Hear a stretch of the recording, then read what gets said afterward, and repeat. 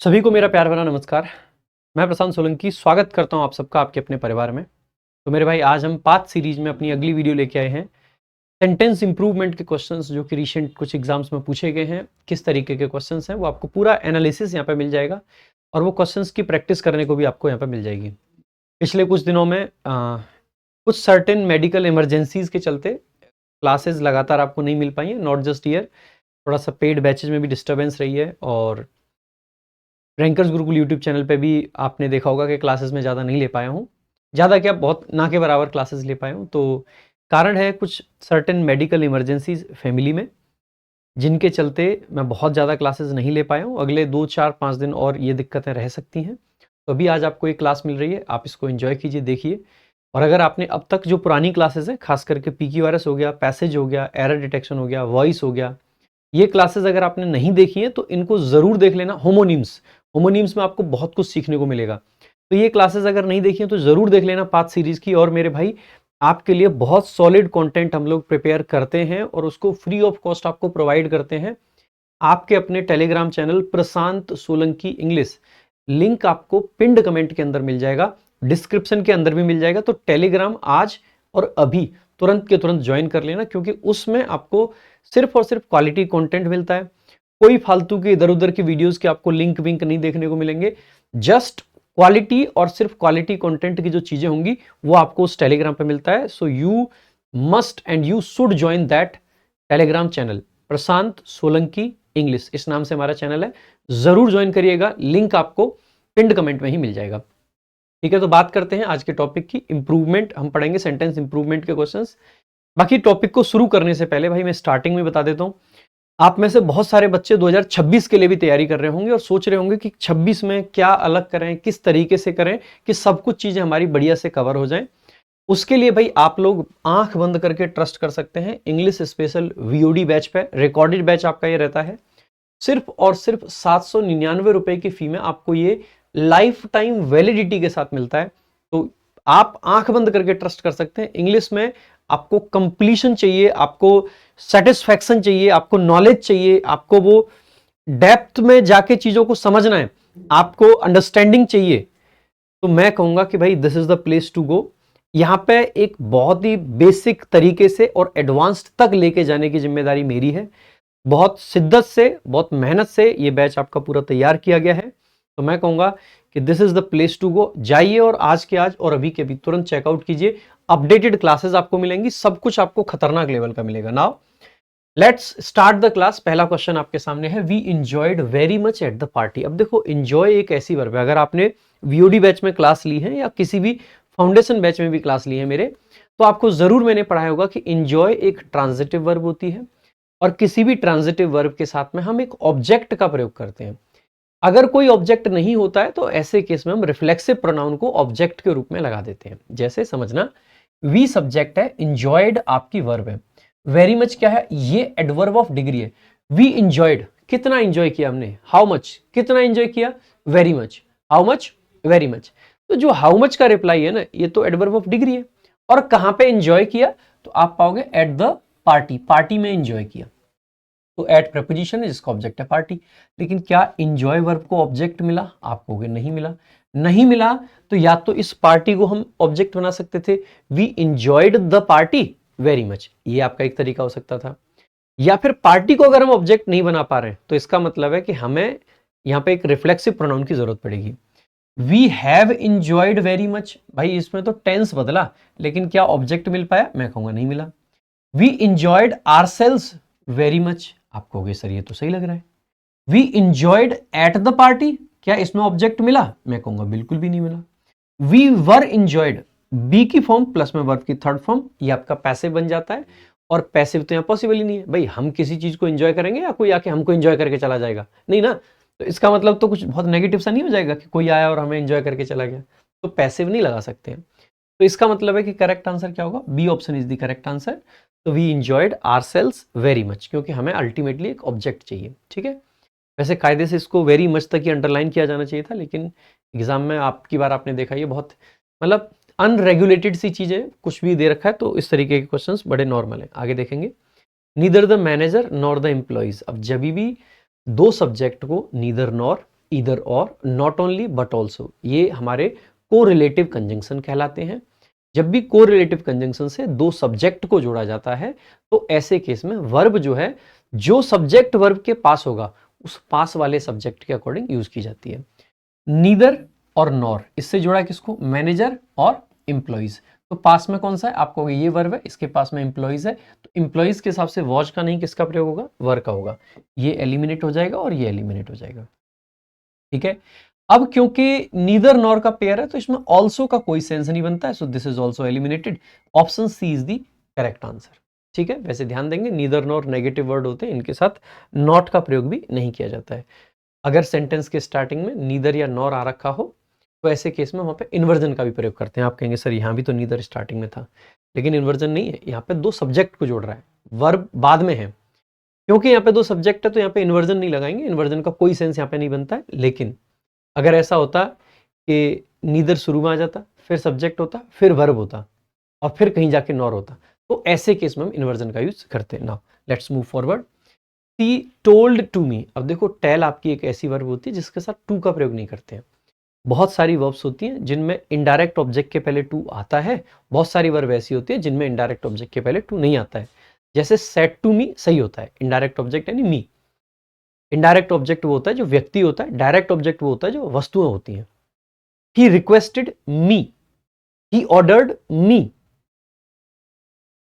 बात समझ रहे हो, लेकिन ही रिपोर्टेड मी नहीं, he reported to me, he said to me. तो ऐसे केस में आप कह सकते हो कि सर टोल्ड वर्ब के साथ जो कि टेल की सेकंड फॉर्म है टू तो नहीं आएगा। Said to me the news, देखो बन तो सकता था, लेकिन सामान्यतः जब सेड टू आता है ना तो उसके बाद डायरेक्टली हम एक डायरेक्ट ऑब्जेक्ट को नहीं लिखते हैं। नॉर्मली हमें ये वाला स्ट्रक्चर यूज नहीं करना चाहिए।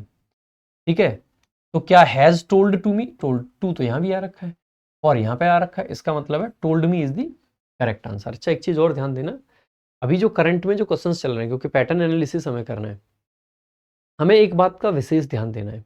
यहाँ पे गलत क्या था, ये टेल वर्ब गलत थी या टू गलत था। हमने देखते ही ये कहा ना कि इसके साथ टू नहीं आएगा, ये गलत है। बस आपको यही चेंज करना है, वर्ब को चेंज नहीं करना है। ये अब की बार ये चीज बहुत सारे क्वेश्चंस में अप्लाई होती है। हो सकता है ऑप्शंस में एक से ज्यादा ऑप्शंस आपको सही लगे, लेकिन करेक्ट वो माना जाएगा जो ओरिजिनल था ना, उसमें मिनिमम करेक्शन करके आप सही से क्या कर पा रहे हो वो। ठीक है, तो ये आपका ए ऑप्शन करेक्ट आंसर होगा यहाँ पे। वैसे भी ही सेड टू मी और फिर आगे दैट क्लॉज हो तो फिर भी चल जाता है, लेकिन नॉर्मल एक सिंगल वर्ड का ऑब्जेक्ट जनरली नहीं चलता है। ठीक है, आगे देखेंगे भाई। Neither of the options are suitable for this task. अब सेंटेंस का सब्जेक्ट क्या है, नीदर।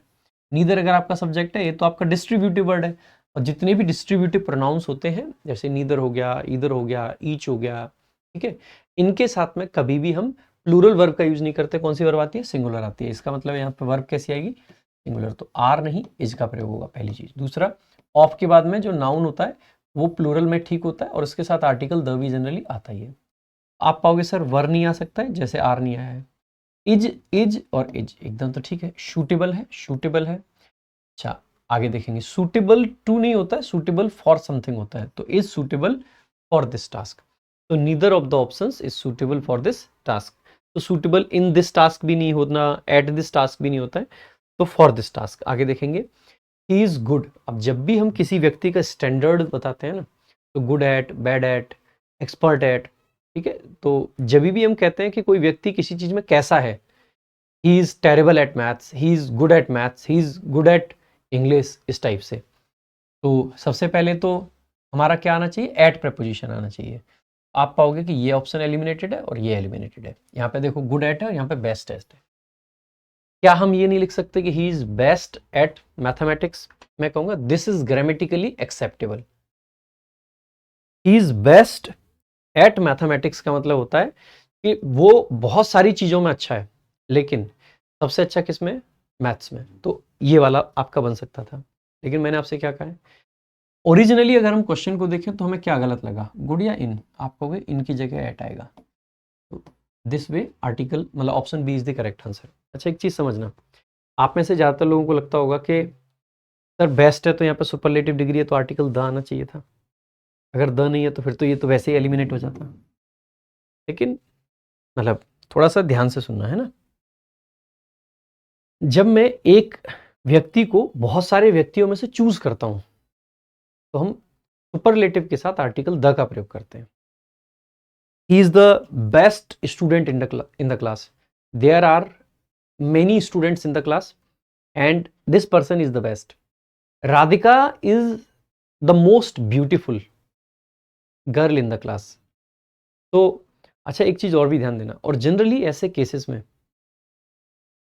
ये जो सुपरलेटिव डिग्री होती है इसके साथ नाउन भी आता है, या तो नाउन आएगा या फिर ऑफ के जस्ट बाद में नाउन आएगा। ठीक है, ऐसा भी होता है, ये भी ध्यान देना। तो हम जनरली क्या कहते हैं, Radhika is the most beautiful girl.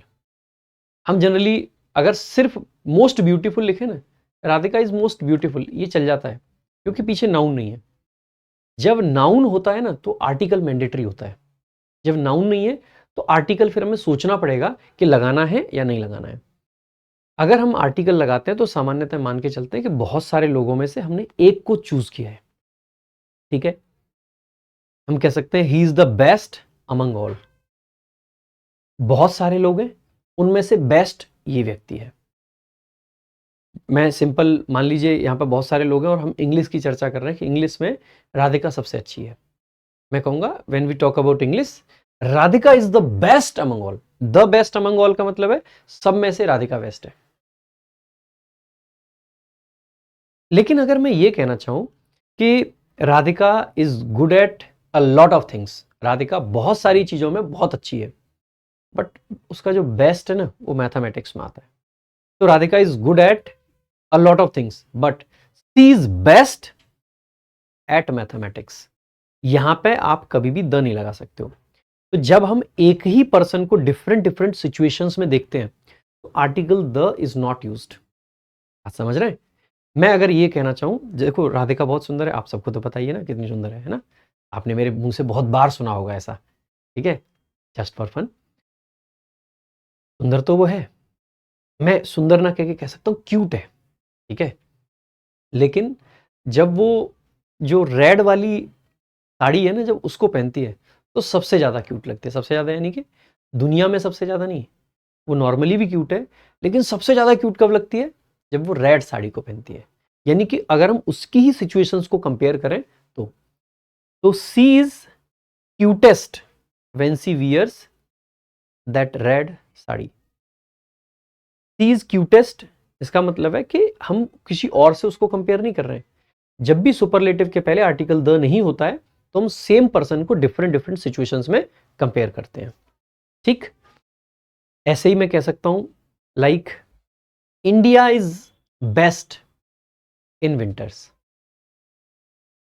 भाई इंडिया वैसे अच्छा देश है, लेकिन इंडिया अगर आपको विजिट करना है तो कब विजिट करना चाहिए? विंटर्स में। तो इंडिया का बेस्ट कब है? विंटर्स में। आई एम नॉट सेइंग कि सर्दियों में दुनिया में सबसे अच्छी कंट्री इंडिया है, नहीं। अगर मैं ये कहना चाहूँ ना कि सर्दियों में सबसे अच्छी कंट्री दुनिया की इंडिया है, so India is the best in winters, यानी कि विंटर्स के मामले में इंडिया दुनिया में बेस्ट है, तो द बेस्ट लिखूंगा जब सब में से एक को चूज कर रहा हूं। लेकिन उस एक ही को डिफरेंट डिफरेंट सिचुएशंस में देख रहा हूं कि जब हम समर की बात कर रहे हैं या हम विंटर्स की बात कर रहे हैं, तो जब अलग अलग सिचुएशन में एक हम देखते हैं तो ऐसे केस में बेसिकली हमें ध्यान रखना चाहिए कि हमें आर्टिकल द का प्रयोग नहीं करना है। ठीक है, तो ये एक कॉन्सेप्ट था। तो ऐसा नहीं है कि बेस्ट यहाँ पे ग्रामेटिकली गलत है। अगर मैं कहूंगा ना कि he is best at mathematics, that means I am saying कि वो बहुत सारी चीजों में अच्छा है बट मैथमेटिक्स में सबसे अच्छा है। So this is also grammatically acceptable, this is also grammatically correct. But मैंने क्या कहा था, इंप्रूवमेंट के क्वेश्चन में जो खास करके रिसेंट एग्जाम्स में पूछे गए हैं, इट इज बेटर कि सिर्फ हमें वो देखना है जो कि करेक्शन ऊपर, मतलब जो ऊपर गलत था ना उसको सही करना है, चेंज नहीं करना है। आगे देखेंगे। She insisted that she comes with us. अब देखो, सी इंसिस्टेड, इंसिस्ट करने के दो मीनिंग हो सकते हैं। पहला, किसी चीज को बार बार कहना। अब मतलब दो ही, एक ही मीनिंग होता है। इंसिस्ट का मतलब होता है किसी चीज को बार बार कहना। अब बार बार हम दो तरीके की चीजें कह सकते हैं। पहला, मैं आपसे बार बार कह रहा हूं कि यार चलो ना मेरे साथ, चलो ना मेरे साथ। I am asking for something, है ना? I am asking for something, मैं कह रहा हूं कि ये वाला काम कर दो। आई एम डिमांडिंग समथिंग, है ना? मैं कुछ डिमांड कर रहा हूं, मैं कुछ जरूरत की बात कर रहा हूं। There is an element of need, है ना, नीड की बात है। इंसिस्ट का एक दूसरा मीनिंग भी हो सकता है, मैं बार बार कह रहा हूं कि मैं निर्दोष हूं, मैं निर्दोष हूं। Am I demanding something? No, मैं डिमांड नहीं कर रहा हूं, I am just saying something. Am I asking something?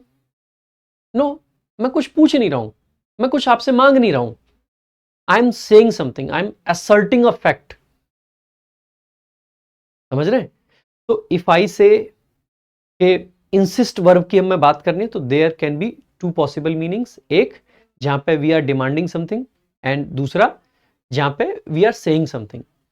कहने के सेंस में इंसिस्ट के साथ में कोई भी हमें सब्जेक्टिव मूड नहीं लगाना है, बट जब भी एलिमेंट ऑफ नीड आ जाएगा, जरूरत वाली बात आ जाएगी, डिमांड वाली बात आ जाएगी, तो we need to use present subjunctive mood. Present subjunctive mood आता है, जैसे I insist that I am innocent. I insist that I am innocent, सही है, मैं इंसिस्ट करता हूं कि मैं इनोसेंट हूं, मैंने कुछ नहीं किया है। I am saying something, but I insist you should come with me. मैं इंसिस्ट करता हूं कि तुम्हें मेरे साथ चलना चाहिए, चलना चाहिए, that means I am demanding something, I am asking for something. ठीक है, अब यहां पे देख लेते हैं कि डिमांड वाला सेंस है, she insisted that she comes with us. अब जैसे ही हमने देखा कि उसने इंसिस्ट किया कि भैया मैं तुम्हारे साथ चलूंगी, चलूंगी कह नहीं रही है, वो कुछ डिमांड कर रही है कि मुझे भी ले चलो ना, I should go with you, मुझे भी तुम्हारे साथ चलना है। इज डिमांडिंग समथिंग, मुझे चलना है, मुझे चलना है, हम परमिशन देंगे उसको तभी तो चलेगी। दैट मीन्स सबसे पहला, क्योंकि प्रेजेंट सब्जेक्टिव मूड लगा है, प्रेजेंट सब्जेक्टिव मूड को डिटेल में समझने के लिए थोड़ा सा आप जो रिसेंट में मैंने एरर डिटेक्शन की वीडियो डाली थी ना, आप उसमें समझ लेना, बढ़िया से समझा रखा है। जब भी आपको बहुत सिंपल सा पैटर्न मैंने बताया कि अगर कोई भी ऐसी क्लॉज है या कोई भी ऐसा फ्रेज है जिसको देख के हम कह सकते हैं कि there is an element of need और रिक्वायरमेंट, तो उसके आगे जो दैट क्लॉज होती है ना, उसके अंदर प्रेजेंट सब्जेक्टिव मूड का यूज किया जाता है। Present subjunctive mood can be expressed in two ways, first with the base form of the verb and second with should plus the base form of the verb. यानी कि इसको दो तरीके से दिखाया जा सकता है, या तो वर्ब की बेस फॉर्म के साथ या फिर शुड प्लस वर्ब की बेस फॉर्म के साथ। अब क्योंकि सी के साथ ये बेस फॉर्म तो है नहीं, इसको तो वर्ब की फिफ्थ फॉर्म बोल देते हैं ना, सिंगुलर फॉर्म जो होती है प्रेजेंट इंडेफिनिट के लिए, तो this is eliminated.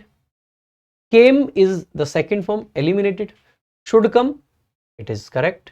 Is coming, this is not the base form. Has to come, this is not the base form, so should come is the correct answer.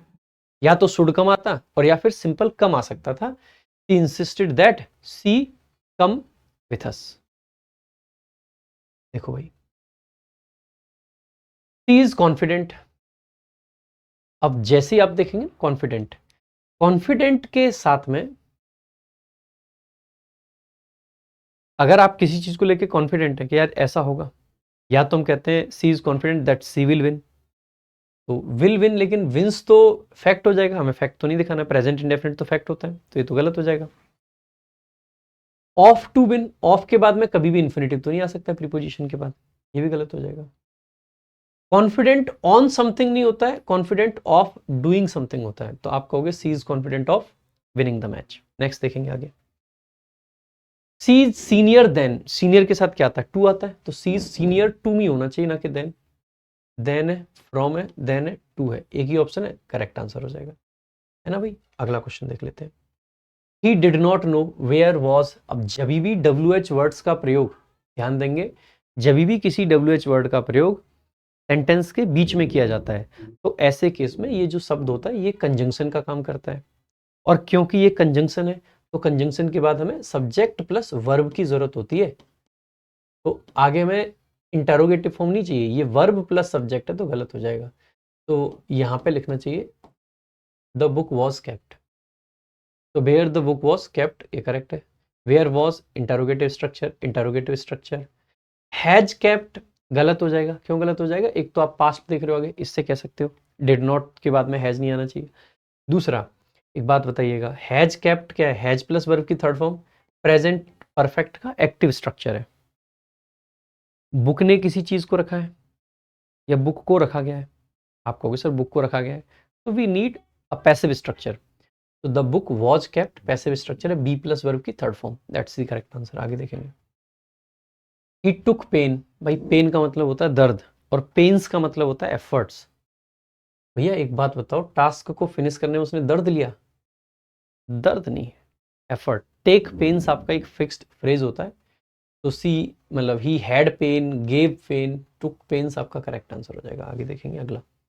The manager is angry on the clerk, angry with somebody होता है, तो इसका मतलब है with एक ही option है, it is the correct answer. आगे he was accused, accused of होता है, accused of and charged with, ठीक है, accused of something and charged with, accuse somebody of doing something भी कहते हैं हम, ठीक है। सो अक्यूज्ड फॉर नहीं होगा, ऑफ, एक ही ऑप्शन है, करेक्ट आंसर हो जाएगा। आगे I am liking this movie a lot, अब लाइक क्या है, एक स्टेटिव वर्ब है। स्टेटिव वर्ब क्या होती है, जिनको कॉन्टिन्यूअस टेंस में यूज नहीं कर सकते, जितनी भी स्टेट्स होती हैं। I have liked this movie a lot, क्या ऐसे हम लिख नहीं सकते थे? लिख तो सकते हैं, बट मैंने क्या कहा है, अगर कॉन्टिन्यूअस टेंस है और कॉन्टिन्यूअस टेंस में आपकी कौन सी वर्ब आ रखी है, आप कहोगे एक स्टेटिव वर्ब, तो उसको फिर कॉन्टिन्यूअस की जगह किस में लिखते हैं, इंडेफिनिट में। तो आई लाइक दिस मूवी लिखिए, ना कि I have liked. I am enjoy तो वैसे ही गलत है। I liked is also grammatically possible. मान लीजिए, समझना, एक मूवी चल रही है, 4 लोग देख रहे हैं, मैंने कहा यार, मान लीजिए अब तो मैं दिल टूटा आशिक हूँ और मूवी चल रही है लेट से कोई प्यार मोहब्बत वाली, सही आ रहा तू तो बदला नहीं है, मौसम जरा सा रूठा हुआ है ना।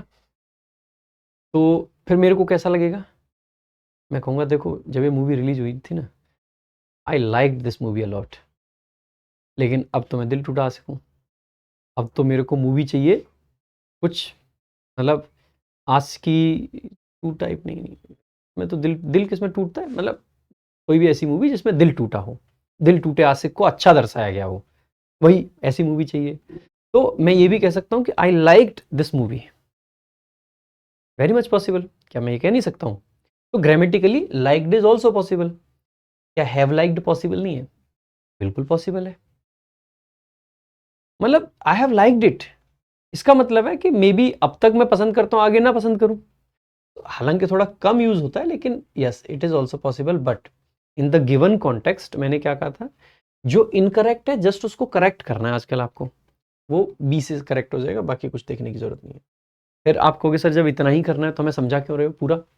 इसलिए समझा रहा हूँ बाबू, कल को आपका थोड़ा सा दिमाग चले, बुद्धिजीवी आप भी हो जाओ, फिर आप कहोगे कि अरे धोखा दे दिया ये मास्टर, तो इसने तो बस ये ऑप्शन करेक्ट कह दिया था, बाकी तो कुछ बताया ही नहीं, कौन सा करेक्ट, ये इनकरेक्ट क्यों है, इसको मैं इनकरेक्ट क्यों मानूं, इसको मैं इनकरेक्ट क्यों मानूं, इसको क्यों मानूं, कुछ बताओ तो सही। इसलिए मान रहे, he is having a car for 5 years, he is having, सबसे पहले हैव आपकी कैसी वर्ब है, स्टेटिव, स्टेटिव वर्ब है, तो इसका मतलब है कॉन्टिन्यूस में नहीं आ सकती है। अब आपको लगेगा इज हैविंग तो गलत ही है, पता नहीं इसको रिपीट क्यों किया है। He had a car for 5 years, very much possible. He has had a car for 5 years, very much possible. He has a car for 5 years, लगेगा कि इसको सही करना है, ये मार्क कर दे, लेकिन मैं कहूँगा गलत है। वाई, क्यों गलत है बेटा? सिंस या फॉर के साथ सामान्यतः, मतलब जब फॉर का मतलब होता है ना, जैसे फॉर के साथ इंडेफिनिट टेंस आ सकता है, जैसे आई स्टडी फॉर 3 hours, मैं 3 घंटे पढ़ता हूँ, 3 घंटे रोज पढ़ता हूँ, रिपीटेड एक्शन है तो हो सकता है। आई स्लीप फॉर 6 hours, मैं 6 घंटे सोता हूँ, रोज 6 घंटे सोता हूँ, रिपीटेड एक्शन है, इंडेफिनिट इज पॉसिबल।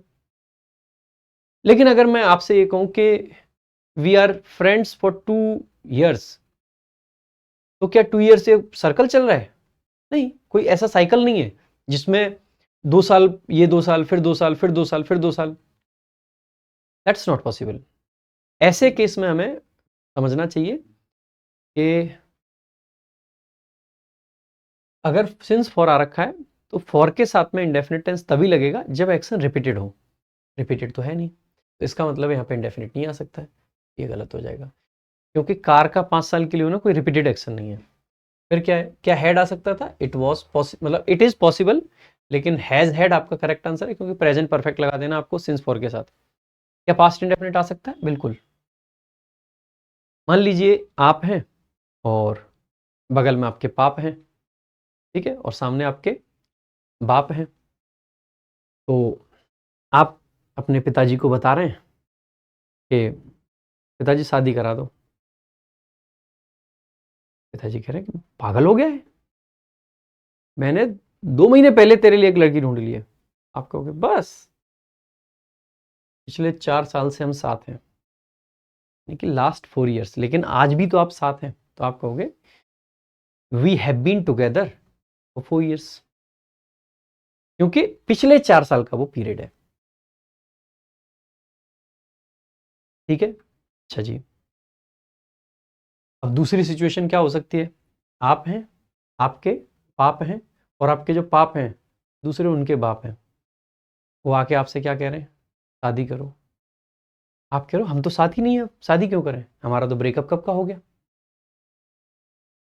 फिर वो कहेंगे कि अच्छा फिर ये फोटो कहाँ से आई, कोई भी फोटो, आप दोनों साथ में हैं, एक साथ बैठे हैं, बात कर रहे हैं, कुछ भी है, ये मैसेजेस कहाँ से आए। तो आप कहोगे देखो जी हम साथ थे, अब नहीं है। तो आप कहोगे we were together for 2 years, हम 2 साल के लिए साथ थे, अब नहीं है। सो क्या आप ये पास्ट में नहीं लिख पाए इंडेफिनिट में, पास्ट इंडेफिनिट ही है, क्योंकि वर यहां पे आपका मेन वर्ब है। तो we were together, that means past indefinite. We have been together, that means present का perfect. If I say we have been together, that means we are still together. If I say we were together, that means we are no longer together, है ना। दोनों में ही for का प्रयोग कर सकते हैं। तो सिंस फॉर के साथ में इट इज पॉसिबल कि हम पास्ट का इंडेफिनिट लगा दें, बट क्या प्रेजेंट इंडेफिनिट लगा सकते हैं? नहीं। फॉर के मतलब सिंस के साथ नहीं, सिर्फ फॉर के साथ बात कर रहे हैं। फॉर के साथ में इंडेफिनिट हालांकि पॉसिबल भी हो सकता है। अगर मैं आपसे कहूं कि I have been here for 2 hours,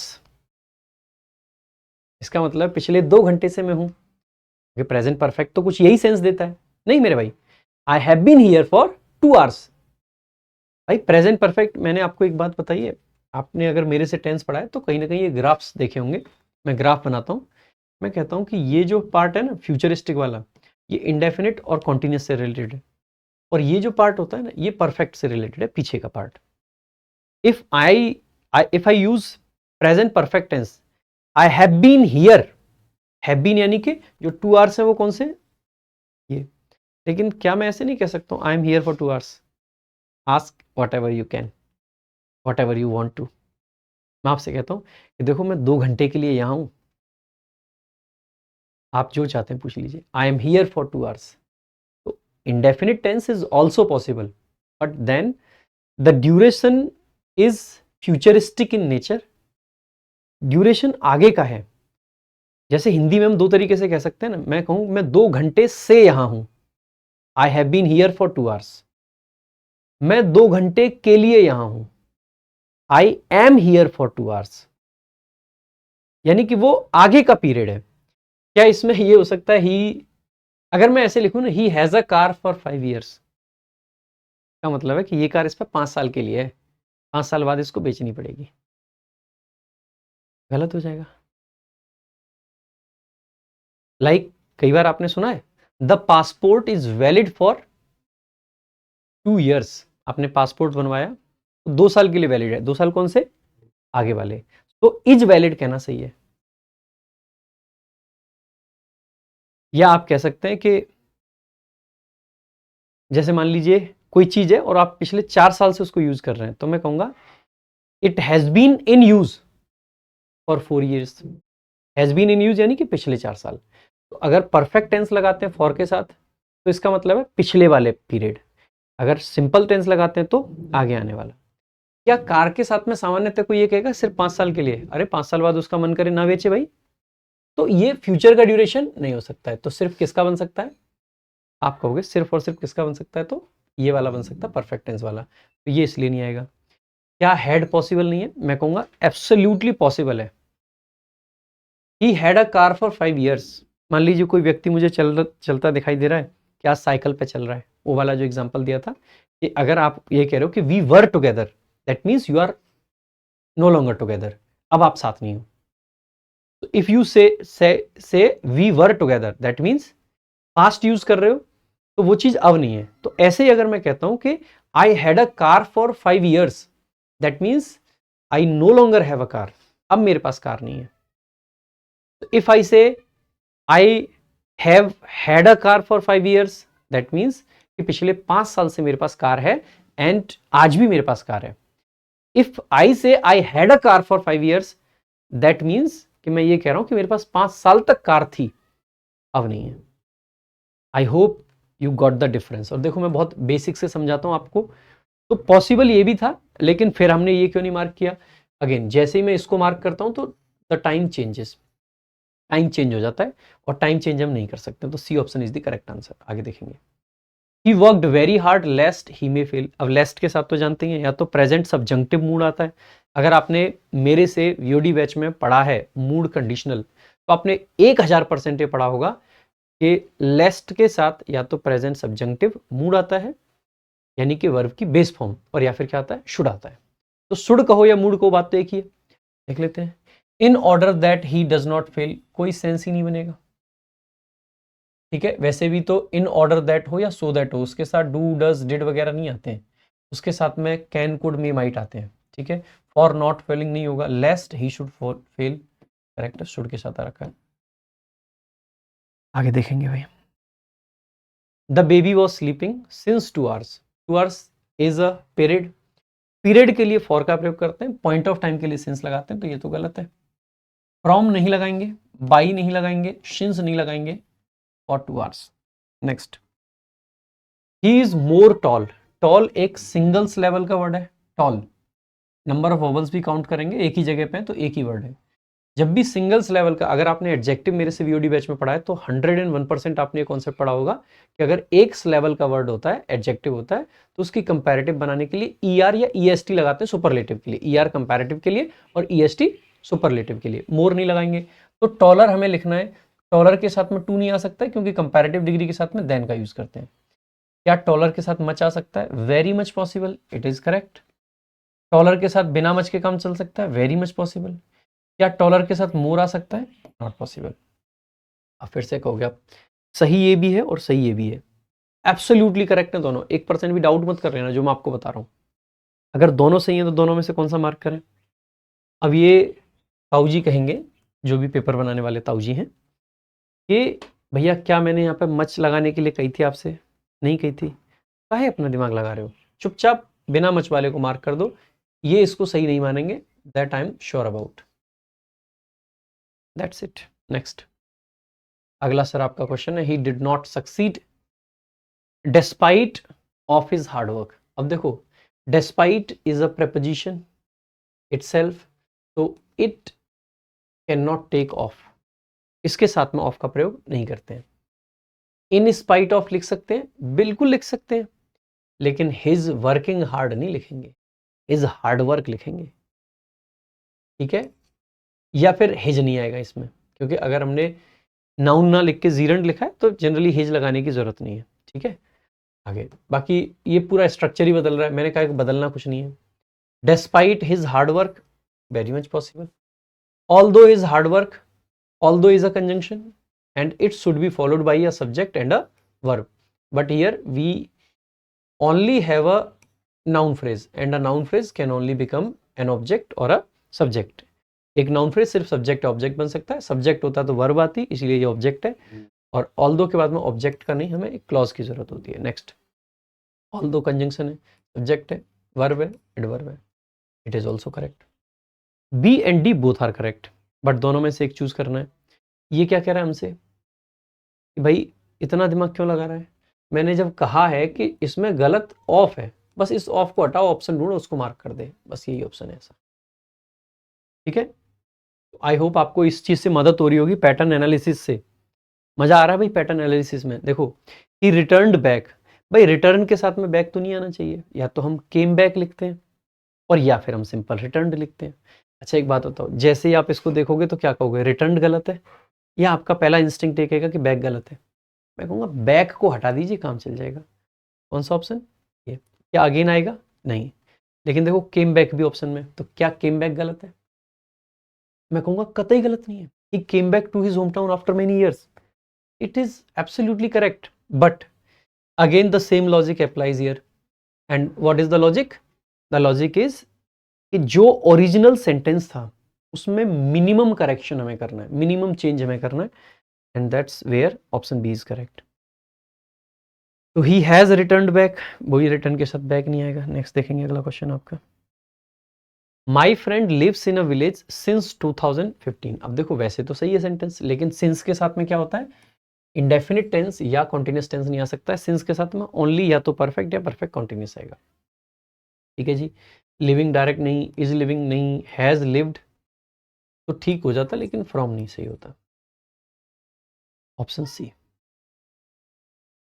आगे देखते हैं, आगे भी बहुत सारे क्वेश्चंस हैं, लेकिन अगला question, they enjoyed during the holidays. Same वही क्वेश्चन जो हमने स्टार्टिंग में डिस्कस किया था, पहला ही क्वेश्चन था। तो they enjoyed themselves during the holidays. Enjoy के बाद में ऑब्जेक्ट नहीं है, गलत है। यहाँ पे तो नाउन बना दिया इसको, जबकि हमें जरूरत किसकी, सब्जेक्ट के बाद में वर्ब की, गलत है। Enjoyed themselves. अब ये क्या कह रहा है कि देखो यहाँ पे मैंने आपको क्या लगा के दिया था, ड्यूरिंग, और मैंने आपसे क्या कहा था कि भैया इन नहीं लगाना है, चेंज कुछ नहीं करना है, जो है वो लगा रहने दो। वैसे भी आर्टिकल द इज, वैसे इन गलत नहीं है, आई एम नॉट सेइंग कि इन गलत है, आर्टिकल गायब है पहली बात। तो दूसरा, मैं बार बार क्या कह रहा हूं आपसे, गलत सही से ज्यादा बात यह है कि ऊपर वाले में क्या गलत था। जो गलत नहीं उससे कोई छेड़खानी नहीं। ये जिसने पेपर बनाया है ना, ये भाई सख्त खिलाफ रहा होगा छेड़खानी के। नहीं, छेड़खानी नहीं करता है। ये कहता है जितनी गड़बड़ है उतना ही करो, बस उसके अलावा थोड़ी सी भी छेड़छाड़ करी तो केस कर दूंगा। ठीक है, सो दैट्स वाई। नेक्स्ट देखेंगे। आगे बढ़ने से पहले, अभी आगे और भी क्वेश्चन है, बट अगर आपको लगता है कि ग्रामर आप अच्छे से पढ़ना चाहते हैं, मैं भी कई बार वीओडी बैच का जिक्र करता हूँ, तो एक ऑप्शन तो वीओडी बैच डेफिनेटली आपके पास रहता है।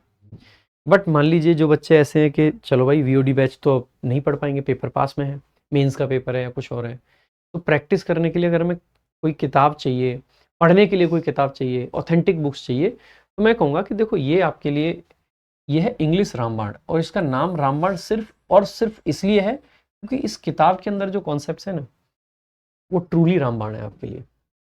आप इस किताब से पूरी की पूरी थ्योरी पढ़ सकते हैं, इंग्लिश की कंप्लीट, सब्जेक्टिव मूड से लेके हर एक कॉन्सेप्ट इसके अंदर आपको मिलेगा। अगर आपको ये है कि सर हमें ना पढ़ हमने लिया है लेकिन रिवीजन की कमी रहती है, रिवीजन करने के लिए कुछ ऐसा चाहिए फटाक से रिवीजन हो जाए, तो फटाक से रिवीजन के लिए this is our formula book. आपको अगर रिवीजन करना है, ये पॉकेट साइज्ड है, तो छोटी सी किताब है, लेट मी शो यू। ये हमारी दो पॉकेट बुक्स आती हैं, एक इंग्लिश फॉर्मूला बुक है। फॉर्मूला बुक का पर्पज़ यही है कि आप 2.5-3 घंटे के अंदर पूरी बुक को रिवाइज कर लें। मेट्रो में जा रहे हैं, कुछ और काम कर रहे हैं, शाम को फिजिकल करने जा रहे हैं, keep this book with you, है ना, और फटाफट फटाफट फटाफट फटाफट रिवीजन करते रहो। सिमिलरली हमने वोकैब के लिए भी एक रिवीजन बुक निकाली, जहाँ पे कंप्लीट वोकैब का रिवीजन आप कर सकते हो इस छोटी सी किताब से। दोनों किताबें अवेलेबल हैं फ्लिपकार्ट पे, आप जाके चेकआउट कर सकते हैं। बाकी मेरे भाई, तो रिवीजन के लिए ये किताब है। प्रैक्टिस अगर आपको करनी है तो अभ्यास करने के लिए एक जो अस्त्र की जरूरत थी, उसी के लिए निकाला गया था अभ्यास्त्र, अ प्रैक्टिस वेपन। आप इससे कर सकते हैं। सो आगे देखेंगे अगला question. I object for your behaviour. Object to something होता है सबसे पहले, ठीक है, तो object to your behaviour, with नहीं होगा, ऑन नहीं होगा, अगेंस्ट नहीं होगा। नेक्स्ट देखेंगे आगे, ऑब्जेक्ट टू समथिंग। नेक्स्ट देखेंगे, the manager has been dismissed on charges to accept. Charges of something होता है, ठीक है, तो has been dismissed on charges of accepting bribes, ये करेक्ट आंसर हो जाएगा। ही वॉज डिसमिस्ड, वाई, क्यों? आप कहोगे फॉर एक्सेप्टिंग ब्राइब्स, ये गलत है, मैं कहूँगा सही। बट पेपर बनाने को क्या नहीं पसंद है? छेड़छाड़। सख्त खिलाफ है भाई छेड़छाड़ के। कह रहा है कि भाई इसको तेरे दुश्मन ही हो कोई जो इसको हटा रहा है? नहीं है। तो कह रहा है कि छोड़ दे फिर इसको। इसको क्या हेडविन करेगा? नहीं यार, छेड़छाड़ नहीं करनी। जैसे था वैसे, सिर्फ गलत टू की जगह पे फॉर आना था दूसरा, क्योंकि सॉरी टू की जगह पे ऑफ आना था, नॉट फॉर। ठीक है, और उसके अलावा वर्ब की आईएनजी फॉर्म की जरूरत पड़ती, वही हमने कर दिया और उतना ही बहुत है, उससे ज्यादा करोगे फंस जाओगे। She is good in dancing, good at dancing, obvious सी बात है। तो एट डांसिंग करेक्ट आंसर है। इज गुड एट डांस नहीं कह सकते थे? कह सकते थे, बट जो ओरिजिनल है ना वही रखना है।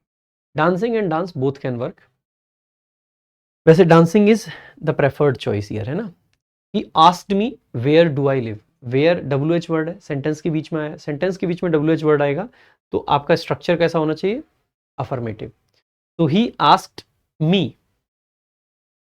ओके, आस्क्ड है यानी कि बात किसकी है? पास्ट की। पास्ट की बात है तो क्या लिव होगा? नहीं। आप कहोगे सर यहाँ तो प्रेजेंट था। बेटा वो गलत था। मैं क्या कह रहा हूँ, अगर दो ऑप्शन ऐसे हैं, ये भी सही है और ये भी सही है, सही दोनों है, और फिर इनमें से चूज करना है कौन सा, तो वो ऑप्शन जिसमें मिनिमम चेंजेस करे हो हमने। लेकिन ये तो ग्रामेटिकली गलत हो रहा है ना कि पास्ट में तो लिव्ड होना चाहिए, डिड तो आएगा ही नहीं, डू तो आएगा ही नहीं। एक ही ऑप्शन है, she is the correct answer. Next देखेंगे आगे। The teacher insisted that the students be honest. अब स्टूडेंट, टीचर क्या कह रहा है? स्टूडेंट ऑनेस्ट है या उसको होना चाहिए? मैं तो मान के चलूंगा कि होना चाहिए। टीचर बार बार कह रहा है कि तुम्हें ऑनेस्ट होना पड़ेगा, तो यानी कि there is an element of need, requirement. तो अगर इंसिस्ट के साथ में हम कह सकते हैं कि यहां से हमें पता चल रहा है नीड है, फिर दैट क्लॉज है, सब्जेक्ट है, तो या तो क्या आएगा? Base form of the verb, और या फिर should plus V1। Be honest and should be honest, both are there.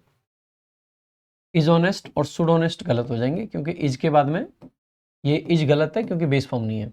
Should के साथ में एडजेक्टिव नहीं आता है, शुड के साथ में V1 चाहिए, इसीलिए ये भी गलत है। नाउ अगर दोनों में से एक चूज करना हो तो क्या करेंगे? बस बहुत सिंपल सा फॉर्मूला याद रखेंगे। जब भी बेस फॉर्म और शुड दोनों दे रखे हो तो आपको समझना है, जो बेस फॉर्म वाला कॉन्सेप्ट है सब्जंक्टिव मूड में, इट इज अमेरिकन इंग्लिश, ये अमेरिकन इंग्लिश है। और जो शुड वाला कॉन्सेप्ट है ना, इट्स ब्रिटिश इंग्लिश। अगर हमारे पास में अमेरिकन इंग्लिश और ब्रिटिश इंग्लिश दोनों में से एक को चूज करना हो तो हम किसको करते हैं? British English. तो ब्रिटिश इंग्लिश के अकॉर्डिंग कौन सा सही होता है? Should. So should be preferred, है ना। आगे देखेंगे। The man died by a heart attack. भाई डाई ऑफ हार्ट अटैक होता है, ना कि डाइड बाई। ठीक है, so die of heart attack, fixed preposition. ठीक है, बाकी ये ऑप्शन तो वैसे ही गलत हो जाएंगे। ये तो डेड फ्रॉम है, ये पैसिव कर दिया, ये पैसिव कर दिया।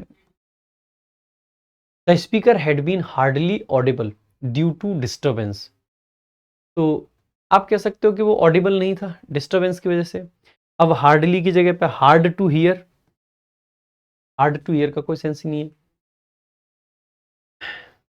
The speaker had been barely heard due to the noise. अब वो कह रहा है डिस्टर्बेंस को नॉइस क्यों कर रहे हो भाई बिना बात। दूसरा, इसको ऑडिबल को हर्ड क्यों करना है? छोड़ दो। हार्डली हियरिंग, हम ये नहीं कहना चाह रहे हैं कि स्पीकर नहीं सुन रहा था, हम ये कह रहे हैं कि स्पीकर को सुना नहीं गया, गलत है। Barely audible due to the disturbance. अब जो ओरिजिनल सेंटेंस था क्या वो गलत था? मैं कहूंगा देखो हार्डली में गड़बड़ नहीं थी। Hardly was possible, audible was possible, due to was also possible. Disturbance भी चल जाता, लेकिन इन्होंने कहा कि आर्टिकल द लगा दो तो और भी सही रहेगा। तो this is what it is, कुछ कर नहीं सकते, अब यही मारना पड़ेगा हमें। नेक्स्ट देखेंगे आगे। He is capable of doing something होता है, कौन सा ऑप्शन हो जाएगा? ए और ए। अब देखो यहाँ पे वैसे तो द वर्क भी एकदम करेक्ट है और दिस वर्क भी करेक्ट है, लेकिन मैंने आपको क्या बताया था, ये पेपर बनाने वाला छेड़छाड़ के एकदम अगेंस्ट है। अगर अगेंस्ट है तो दिस की जगह पे हमें क्या लगाना है? नीचे भी दिस लगाना है, कंसिस्टेंसी चाहिए। नेक्स्ट, जबकि दोनों सही हैं। अब आप ये मत कहना कि सर ये गलत क्वेश्चंस को आप जस्टिफाई करने आ गए। मैं तो कह रहा हूँ कि ये questions this should be benefit to all, this should be benefit to all, but क्या ये बेनिफिट टू ऑल होगा? I don't think so. इसके लिए कोर्ट जाना चाहिए?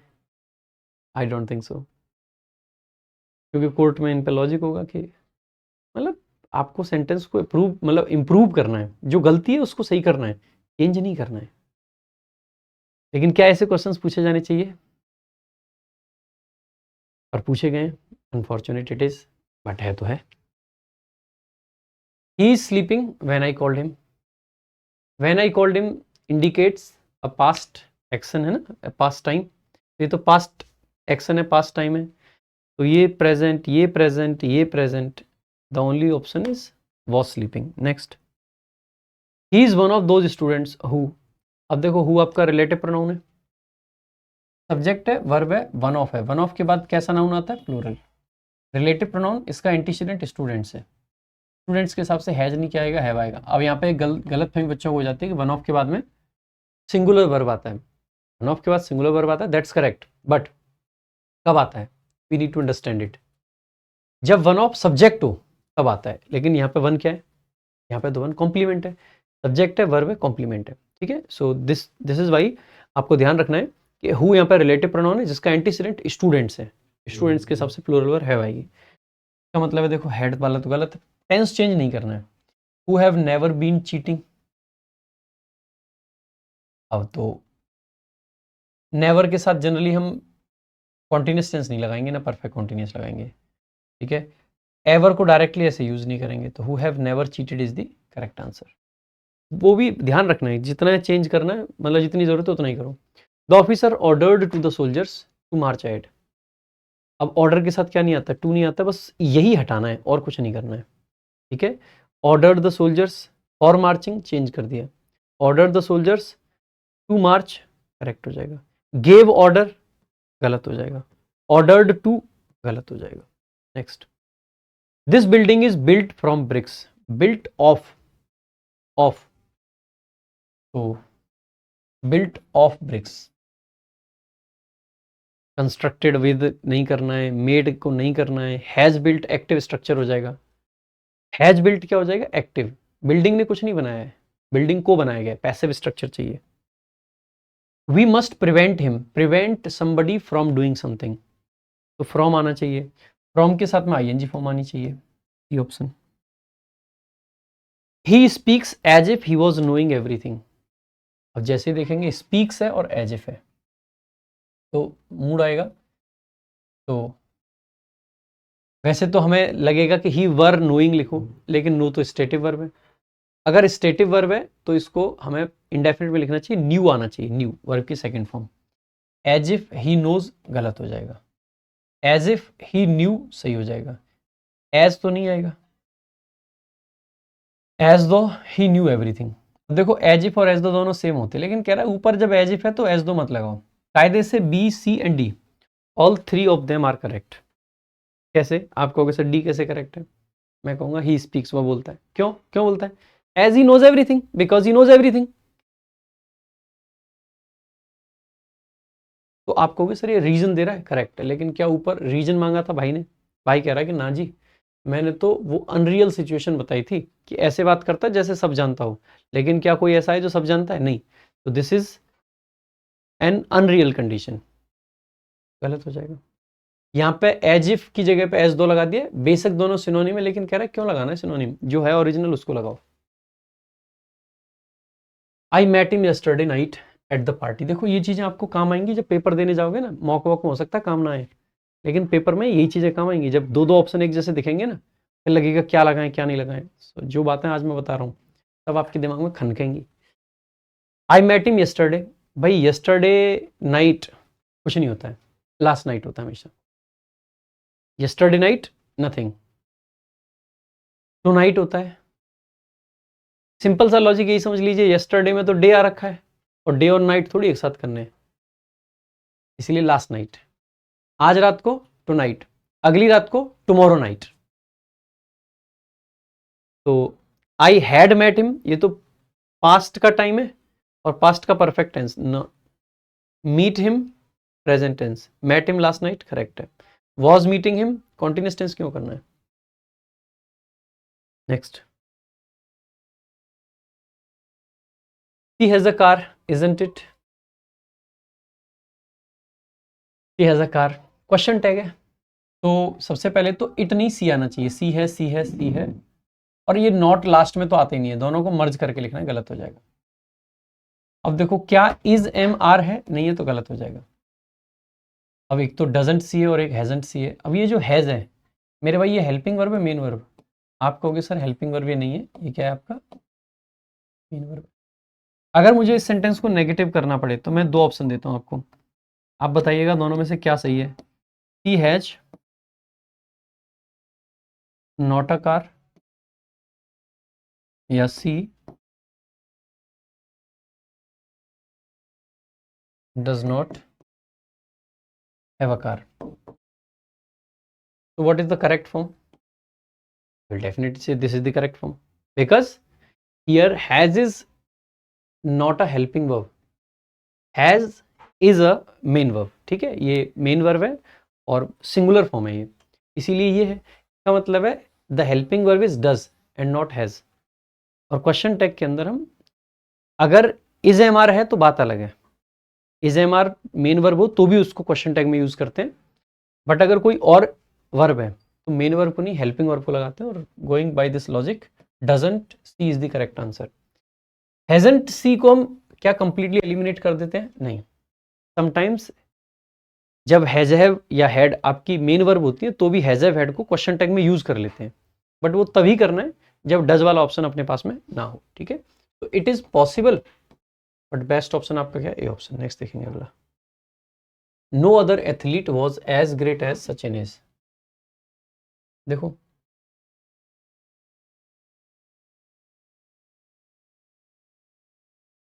No other athlete is greater than Sachin लिख सकते हैं। Is so great like Sachin, so के साथ लाइक का पेयर गलत है, सो के साथ लाइक का पेयर गलत है। Has been as great as Sachin और इज ग्रेटर देन सचिन।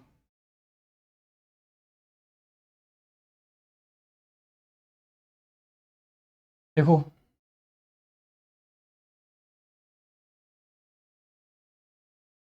क्या ये हो नहीं सकता है? मैं कहूंगा यार वेरी मच पॉसिबल। क्या ये नहीं हो सकता है? हैज बीन थोड़ा कम यूज होता है ऐसे सेंटेंसेस में, लेकिन मैं अगर पास्ट से लेके अब तक की बात करूं तो जब भी हम कोई भी ऐसी चीज की बात करें पास्ट से अब तक तो क्या लगाते हैं? हैज बीन लगाते हैं, तो हैज बीन भी हो सकता है। क्या एज नहीं आ सकता? कि आ सकता है। तो हम कह सकते हैं कि कोई भी एथलीट इतना ग्रेट नहीं रहा है जितना कि सचिन, और ऊपर वाले का मतलब है कोई भी एथलीट सचिन से ज्यादा ग्रेट नहीं है। कायदे से दोनों सही हैं, लेकिन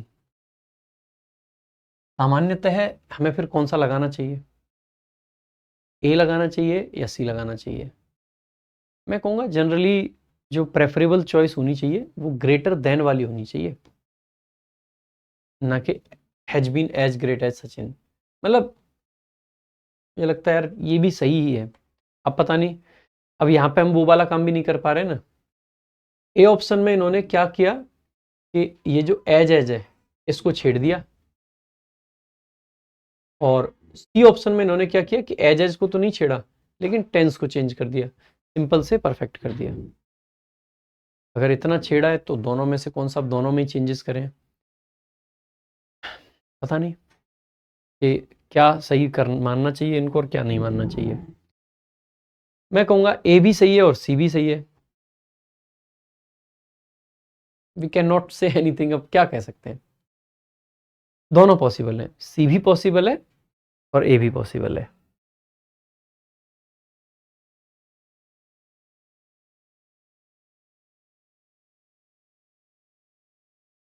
क्या दिया भाई एसएससी ने?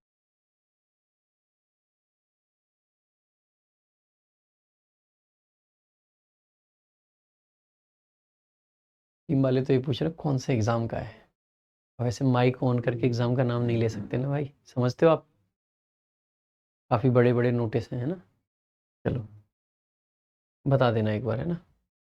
कौन से क्या दिया है?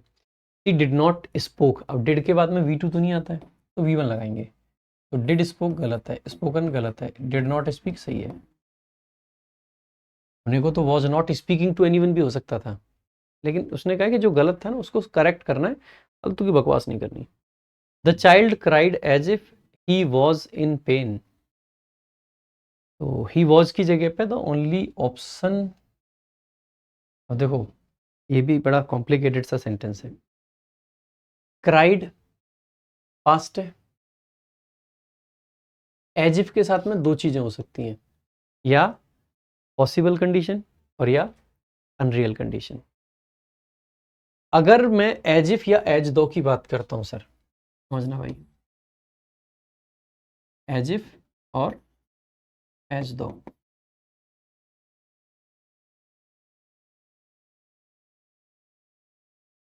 इसके साथ या तो क्या बन सकता है कि सिचुएशन कैसी है, पॉसिबल, और या कैसी बन सकती है, अनरियल। अगर पॉसिबल है तो क्या आता है, इंडिकेटिव मूड।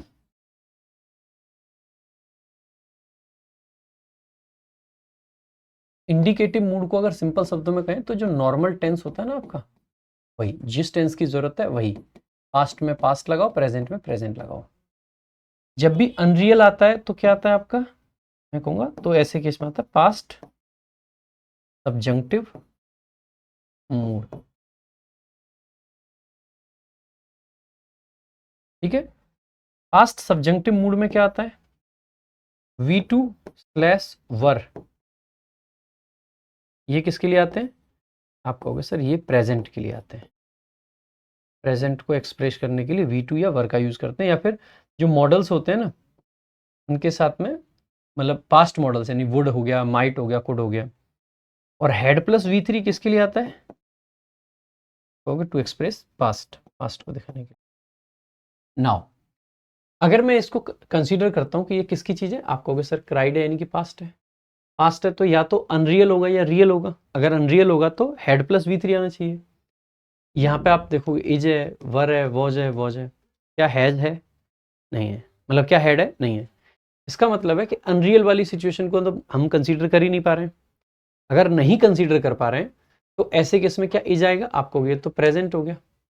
यहाँ पे तो लाइक कर दिया है तो ये भी गलत हो गया, like he was in pain, क्योंकि लाइक तो प्रेपोजिशन होता है, कंजंक्शन नहीं है। अब as he was in pain, यहाँ पे तो एज इफ नहीं है, लेकिन ये भी हो सकता है द चाइल्ड क्राइड, वाई, क्यों क्राई कर रहा था, मैंने कहा द चाइल्ड क्राइड, आप पूछो क्यों। मैं मान लीजिए मेरे घर में एक छोटा बच्चा है और मैं फोन करता हूँ मैडम को कि यार क्रिस्टी रोई आज, सामने से क्वेश्चन क्या आएगा, क्यों, तो मैं कहूँगा द चाइल्ड क्राइड बिकॉज, और बिकॉज के सेंस में हम क्या लगा सकते हैं, as, he was in pain, क्योंकि वह दर्द में थी या दर्द में था, जो भी कहना चाहते हैं कह सकते हो। That means logically this is correct. एक बात बताओ, अनरियल बात है और किसकी है, पास्ट की, तो क्या चाहिए था, हेड प्लस V3, क्या हेड प्लस V3 है, नहीं है। अगर रियल बात है, पॉसिबल बात, और किसकी है, पास्ट की, तो पास्ट की पॉसिबल बात किससे कहेंगे, नॉर्मल टेंस, और नॉर्मल टेंस में ही के साथ वॉज आना चाहिए या वर, आपको भी वॉज आना चाहिए। तो कायदे से तो ये गलत है, लेकिन मैं इतना भी जानता हूं कि ये कायदा कितना भी चले, कायदा बदतमीजी से बढ़ के थोड़ी हो सकता है। और बदतमीजी ये कहती है क्योंकि हमने यहाँ पे वर देख लिया, और अगर वर देख लिया है इसी को आंसर मार्क कर दो।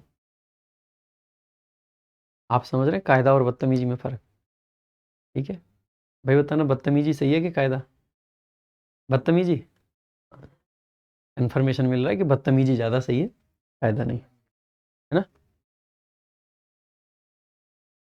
The correct answer should be as if he was in pain, but ठीक है अनफॉर्चुनेट है, बट ये आंसर है ना, देख लेना भाई। The train was late because of the heavy rains, the because the heavy rain falls, सबसे पहले वॉज है तो फॉल्स नहीं होगा, एक ऑप्शन। दूसरा बिकॉज ऑफ एक प्रेपोजिशन होता है, इसके साथ में सब्जेक्ट प्लस वर्ब नहीं आएगा, ड्यू टू एक प्रेपोजिशन है, द रेनफॉल लिख सकते हैं, लिख सकते हैं, कोई दिक्कत नहीं है। द ट्रेन वॉज लेट, भाई क्यों लेट थी? ड्यू टू द रेनफॉल, बारिश की वजह से। बिकॉज ऑफ हैवी रेनफॉल लिख सकते हैं, आई मीन व्हाई नॉट, क्यों नहीं लिख सकते हैं? This is also correct. Owing to, because of, due to and owing to all are same, सब सेम है। Owing to heavy rains is also correct.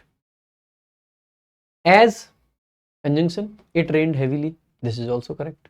All four options are correct. अगर सारे correct हैं तो फिर इनकरेक्ट क्या है? मैं कहूंगा भाई ने ओरिजिनल में क्या कहा है? क्या तुम्हें बिकॉज ऑफ में कोई गलती दिखी? नहीं दिखी तो बिकॉज ऑफ को सही मान लो, इसके आगे ऑब्जेक्ट लगा दो, रेनफॉल करेक्ट हो जाएगा और यही करेक्ट माना गया होगा। क्या मैं बाकी सबको इनकरेक्ट कह दूं? द रेनफॉल मैं तो नहीं करेक्ट इनकरेक्ट कह पाऊंगा, हैवी रेन्स को भी इनकरेक्ट नहीं कह पाएंगे, इट रेन्ड हैवीली को भी इनकरेक्ट नहीं कह पाएंगे। हाँ, छोटे छोटे चीजें हैं इनमें जो कि सेंस बदलता है, लेकिन इनकरेक्ट कहना वो गलत हो जाएगा। सी कन्वर्ज्ड द मैटर विथ मी, अब कह रहा देखो कन्वर्ज तो यहाँ पे है ही नहीं, तो उसको तो भूल जाओ। Discussed the matter with me कह सकते हैं। He talked over the matter with me,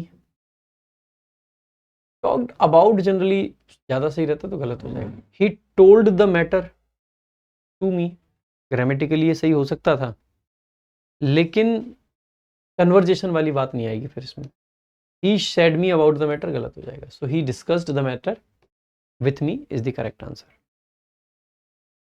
next देखेंगे, they discussed about the issue. दिक्कत यह है कि डिस्कस के साथ अबाउट नहीं आता है, बस वही देखना है जिसमें अबाउट ना हो। तो फॉर आर्स को हटा देना, मतलब मुझे लग रहा है सिर्फ इसमें ये अंडरलाइन होना चाहिए, डिस्कस्ड अबाउट है ना, तो हैव डिस्कस्ड के साथ अबाउट नहीं आएगा। They had a discussion on, तो ये तो वैसे ग्रामेटिकली करेक्ट है, they had a discussion on, क्योंकि डिस्कशन जब नाउन होता है तो ऑन आता है, लेकिन डिस्कस जब वर्ब होती है तो नहीं आता है। तो आप कहोगे करेक्ट तो है, लेकिन ये कह रहा है कि क्यों छेड़छाड़ करनी है कि डिस्कस को तुम नाउन बनाओ, इसीलिए इसको एलिमिनेट कर देगा। दे हैड डिस्कस्ड अबाउट तो यहाँ भी है, तो दे डिस्कस्ड सिंपल आपका करेक्ट हो जाएगा। नेक्स्ट देखेंगे आगे।